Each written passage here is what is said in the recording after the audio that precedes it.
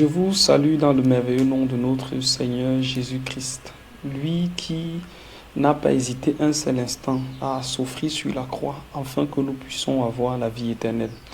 Bienvenue à vous. Aujourd'hui, nous allons voir un thème. Et le thème que nous allons voir, nous allons essayer de comprendre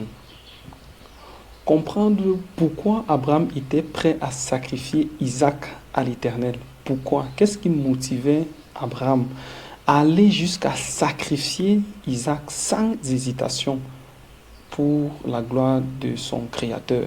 Pour cela, nous allons d'abord aller dans la parole de Dieu. Nous allons lire quelle était la promesse, essayer de comprendre que Dieu avait fait une promesse à Isaac, à Abraham, lui disant qu'il va faire de lui une grande nation.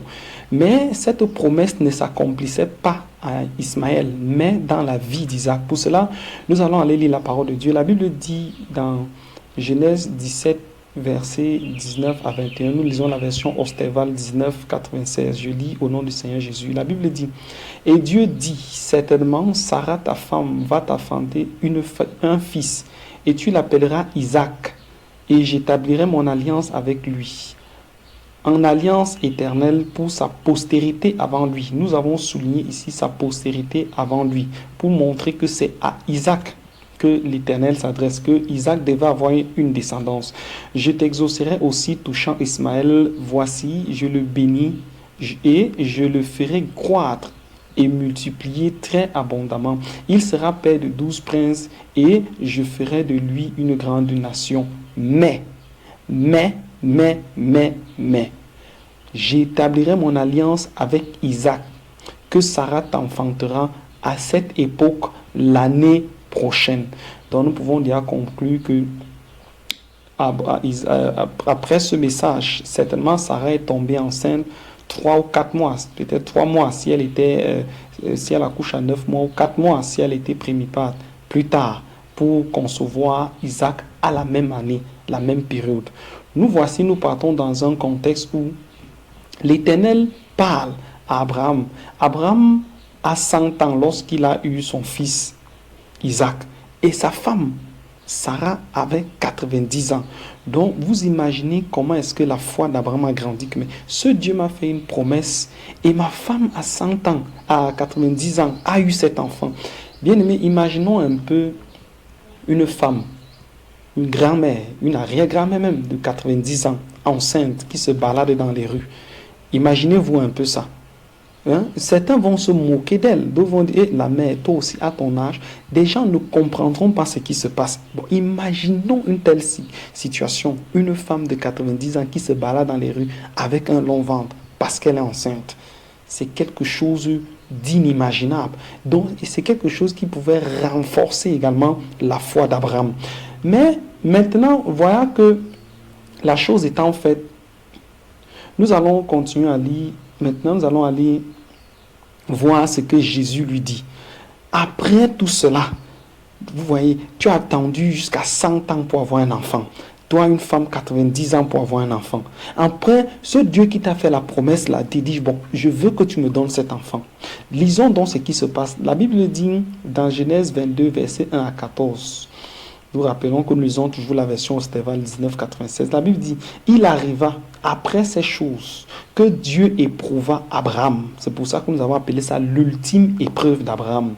Et il lui dit, Abraham, et il répondit, me voici.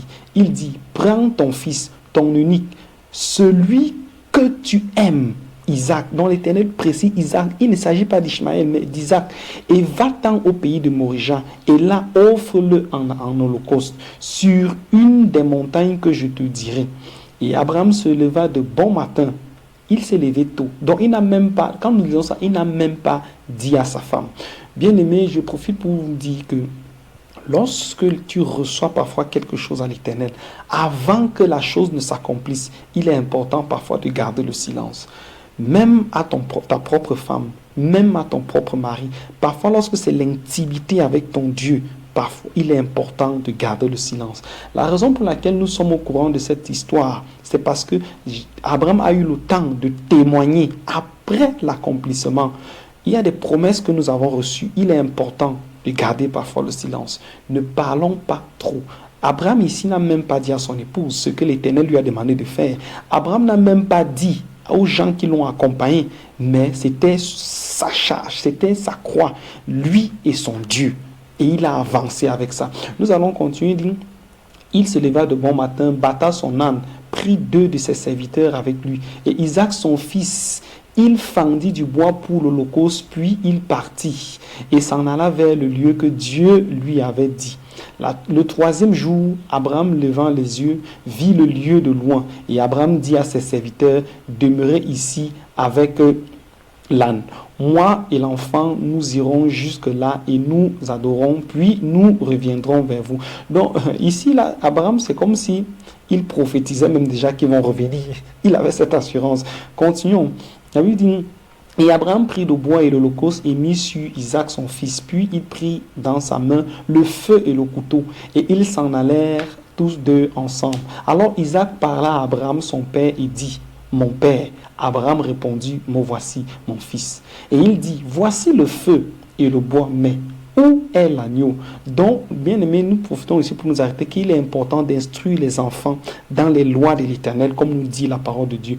Abraham avait déjà eu le peine, avait déjà pris le temps d'enseigner à Isaac comment est-ce qu'on fait une offrande à l'Éternel. C'est pourquoi Isaac, étant petit, pouvait poser cette question que, mais voici le feu, voilà le couteau, où est donc l'agneau pour l'offrande? Nous allons donc continuer. Et Abraham répondit, mon fils, Dieu se pourvoira lui-même de l'agneau pour l'holocauste. Et ils marchaient tous 2. C'est toujours un message prophétique. Ensemble, ils vinrent au lieu que Dieu lui avait dit. Et Abraham y bâtit l'autel et rangea le bois. Et il lia Isaac son fils et le mit sur l'autel par-dessus le bois.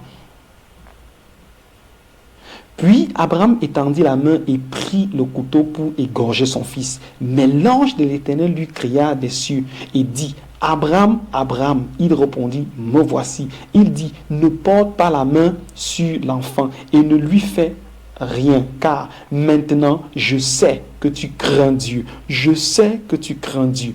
Je sais, Abraham, que tu crains Dieu. C'est pourquoi nous avons signé, puisque tu ne m'as pas refusé ton fils, ton unique. Donc, nous pouvons comprendre ici, là, que dans l'épreuve ici, c'était pour voir si Abraham a la crainte de l'Éternel. Imagine-toi qui prie tous les jours, qui demande quelque chose à l'Éternel. Et il te donne cette chose. Puis un jour, il vient te dire, redonne-moi cette chose. Vas-tu obéir comme Abraham? C'est là la question. Nous allons continuer à lire. Nous avons vu que Abraham avait une très grande foi. Un autre élément qui nous prouve que Abraham avait une grande foi. Allons ensemble dans Hébreux 11, verset 17. Nous allons lire verset 11. Nous allons lire des versets 17 à 19. Hébreux chapitre 11.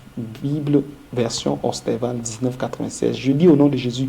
La Bible dit au verset 17. Par la foi, Abraham offrit Isaac lorsqu'il fut éprouvé, et que celui qui avait reçu les promesses offrit son unique, dont il avait été dit, c'est en Isaac que ta postérité sera appelée. Nous voici le verset qui est très intéressant. Verset 19, la Bible dit, ayant pensé en lui-même, Abraham, ayant pensé en lui-même, dans son cœur, Abraham a pensé que Dieu pouvait même le ressusciter des morts. Donc Dieu pouvait ressusciter Isaac des morts. Aussi le couvrira-t-il par une sorte de résurrection. Bien-aimé, ça c'est une foi, une grande foi. Ça c'est une grande foi. Abraham a pensé en lui-même que Dieu peut même ressusciter Isaac. Vérifions donc, est-ce qu'il y avait déjà eu un cas? Pourquoi est-ce qu'Abraham a pensé une chose? Est-ce qu'il y avait déjà eu un cas de résurrection avant pour qu'Abraham puisse dire non?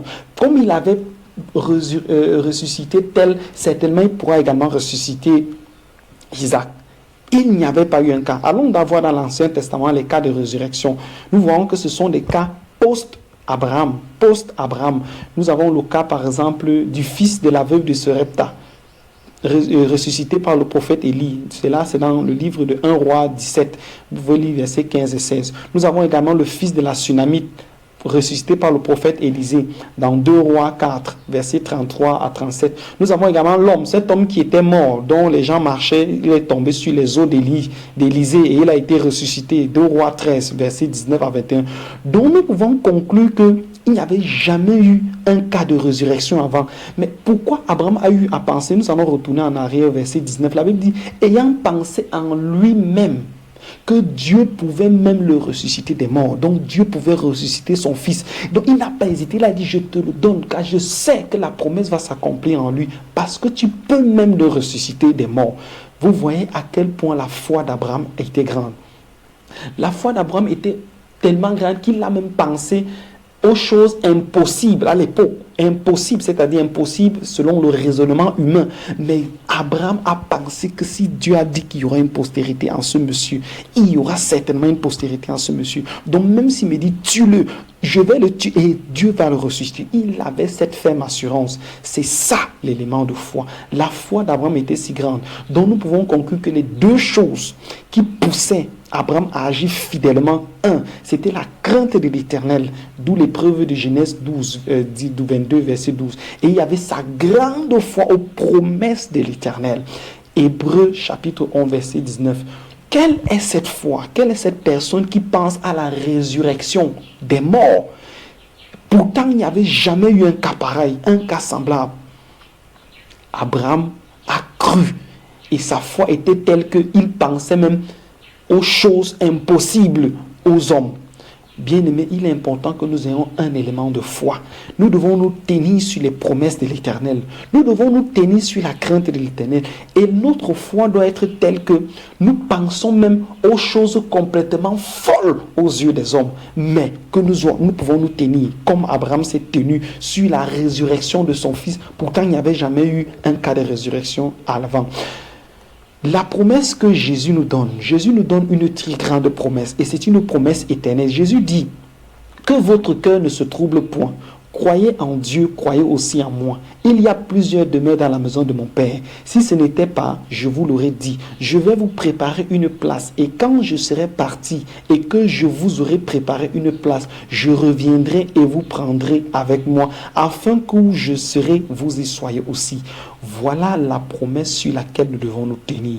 Bien-aimé, je ne sais dans quelle situation tu te trouves maintenant, mais ne permets surtout pas à l'ennemi de te maintenir dans cette situation. Lève-toi, voilà la promesse que Jésus te dit dans Jean chapitre 14, verset 1 à 3, qu'il est allé te préparer une place, afin que là où il soit, tu y seras également. Lève-toi donc de ton sommeil, sors de cette fornication, sors de cet adultère, sors de ce péché. Crains Dieu, lève-toi et marche, car les promesses de l'Éternel pour toi, ce sont des promesses de la vie éternelle. Lève-toi et marche en conquérant pour conquérir. Je ne sais pas si c'est un problème lié à la maladie. Je ne sais pas si c'est un problème lié parce que tu bois tellement de l'alcool et que l'ennemi veut te faire croire que comme tu es plongé dans l'alcool, il ne peut plus rien avoir pour toi. Mais je veux te rassurer, toi également, peut-être tu es dans une situation du tabac, de la drogue.